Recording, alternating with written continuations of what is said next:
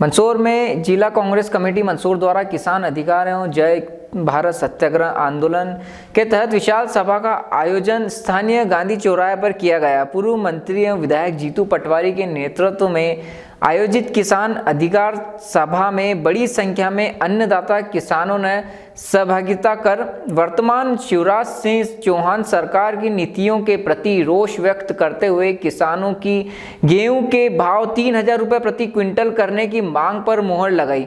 इस दौरान पूर्व सांसद मीनाक्षी नटराजन, नागदा खाचरोद विधायक दिलीप गुर्जर, सैलाना विधायक हर्षवर्धन गहलोत, पूर्व प्रदेश युवा कांग्रेस अध्यक्ष एवं विधायक कुणाल चौधरी ने भी केंद्र एवं प्रदेश की भाजपा सरकारों की नीतियों के आलोचना करते हुए अन्नदाता किसानों की वर्तमान हालत को चिंताजनक बताया।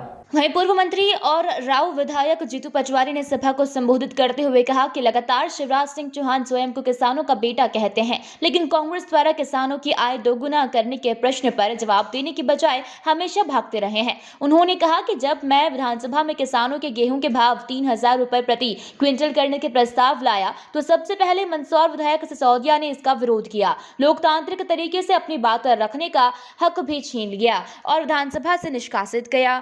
पूर्व सांसद मीनाक्षी नटराजन ने कहा कि आज तक कांग्रेस की जितनी भी सरकारें रही हैं, उन्होंने मध्यम वर्गीय वर्ग के अलावा गरीबों और किसानों से कम टैक्स वसूला है, किंतु केंद्र में मोदी सरकार ने इसके उलट उद्योगपतियों से टैक्स वसूली तो घटाई, किंतु मध्यम वर्गीय वर्ग जिसमें अधिकांश हमारे जैसे नागरिक आते हैं, उन पर टैक्स का बोझ बढ़ाया है। नटराजन ने किसानों के गेहूं के भाव 3000 रुपए क्विंटल करने के प्रस्ताव का समर्थन करते हुए कहा कि किसानों को उनकी मेहनत का हक मिलना चाहिए। कांग्रेस हमेशा गरीब और किसानों के साथ है। इस दौरान मंच पर किसानों को स्थान दिया गया। वहीं ब्लॉक और मोर्चा संगठन के अध्यक्ष नीचे बैठे किसान अधिकार सभा में जिला कांग्रेस अध्यक्ष विपिन जैन ने पहल करते हुए ब्लॉक कांग्रेस अध्यक्षों और मोर्चा संगठनों के अध्यक्षों को मंच पर बैठाने की बजाय किसानों और किसान प्रतिनिधियों और किसान नेताओं को मंच पर स्थान दिया। पूरे कार्यक्रम के दौरान कांग्रेस के ब्लॉक अध्यक्षगण और मोर्चा संगठन के अध्यक्षगण नीचे बैठे और उन्होंने पूरी सभा के दौरान अतिथियों के आने के पूर्व किसानों और उनके प्रतिनिधियों की बातों को गंभीरता से सुना। ऐसा है कि आज हमारे प्रदेश के मुख्यमंत्री ने रीवा में कहा कि मैंने किसानों की आय दुगनी कर दी। ये हर्षवर्धन गहलोत जी बैठे हैं, इनके उत्तर में उन्होंने कहा कि हमने कभी कहा ही नहीं कि किसानों की आय हमें दुगनी करनी है। मेरे उत्तर में कभी नहीं बताया उन्होंने किसान की आय कितनी हुई। प्रदेश में 1 लाख बार बोले कि हम किसानों की आय दुगनी करेंगे। प्रधानमंत्री ने शेरपुर में बोला था कि हम किसानों की आय दुगनी करेंगे। राज्यपाल के अभिभाषण में 5 बार बोला कि हम किसानों की आय दुगनी करेंगे।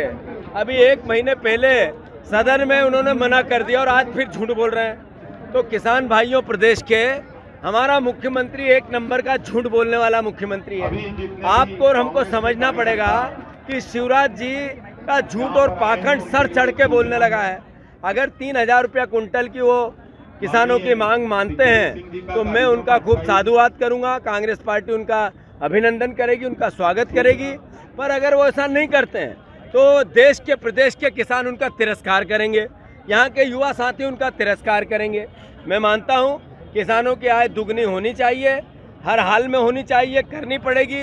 100% किसान अपना हक लेके रहेंगे। सर, प्रधानमंत्री का महीने में दूसरी बार हो रहा है रीवा में, क्या कहेंगे? ये चुनाव आते हैं और प्रधानमंत्री के हवाई जहाज और हेलीकॉप्टर उस राज्य की ओर चल देते हैं, पर वो ये तो बताते नहीं है कि 2014 में उन्होंने कहा था 2 करोड़ नौकरियां देंगे, उन्होंने कहा था 15-15 लाख देंगे, अच्छे दिन की बात करी थी, किसानों की दुगनी आय की बात करी थी।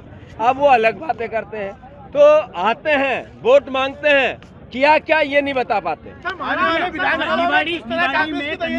बदल जाएगी सर। किसानों का गेहूं की बात बहुत महत्वपूर्ण है। दिवाड़ी जिले में मैं मानता हूं कि इस पर पार्टी अपना वक्तव्य देगी। आने वाले विधानसभा में क्या तैयारी आपकी? मैं मानता हूं कि कमलनाथ जी हमारे नेता हैं और पूरी ताकत से रोज दिन रात सरकार कांग्रेस की बने उसके लिए प्रयास कर रहे हैं। अच्छे प्रत्याशियों के चयन की प्रक्रिया जारी है।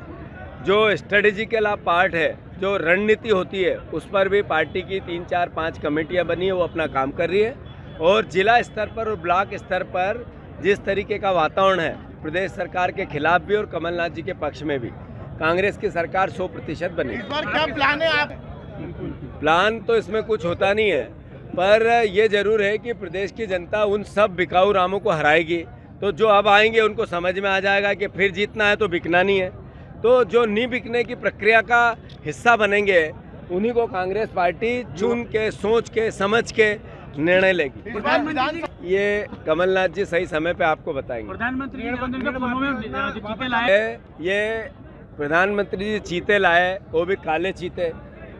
मैं उसका तिरस्कार नहीं कर रहा हूँ, कोई बुराई भलाई नहीं, पर वो ये रोजड़े जो घूमते रहते हैं खेतों में, इन पर विचार करें। जब ये इतने चीते ला सकते हैं तो किसान के खेत से रोजड़ों का भी कोई अभ्यारण्य में भेज सकते हैं। उसमें प्रधानमंत्री क्यों नहीं बात करते? मैं मानता हूं कि चीतों के साथ रोजड़ों पर भी सरकार ध्यान दे।